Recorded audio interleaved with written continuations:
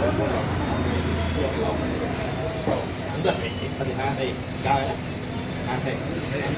if it is not sanctioned, then what is the point of discussing?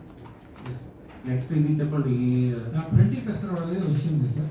ఆ land ని అమర్చర్లలో వాళ్ళకు అమర్చర్లో sanction చేశారు.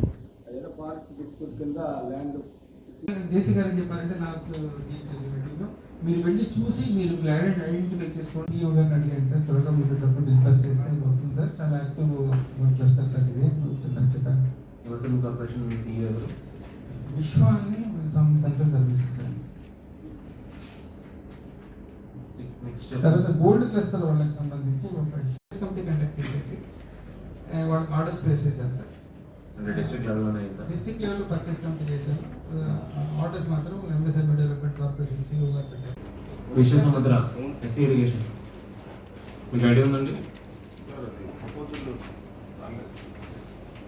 WRD has granted approval by India రెండు కలిపి sir. Government of India మాత్రం 5.76 మీరు టోటల్ ఎంత వచ్చింది అంటున్నారు?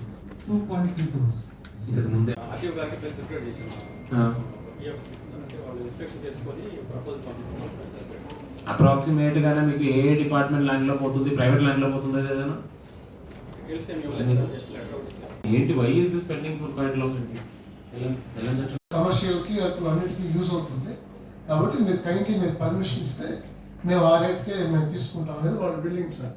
అయితే నా సబ్మిషన్ ఏంటంటే సార్ కాపీ వచ్చింది సార్. అది ఆర్డీఓ గారు సబ్మిట్ చేశారు సార్ ప్రపోజల్ కోసం ఈ ఆప్షన్ పెట్టి. సో దానివల్ల నెంబర్ బాగా సబ్స్టాన్షియల్గా పెరిగింది సార్. తర్వాత ప్రాజెక్ట్స్ అండర్ ఇంప్లిమెంటేషన్ సార్.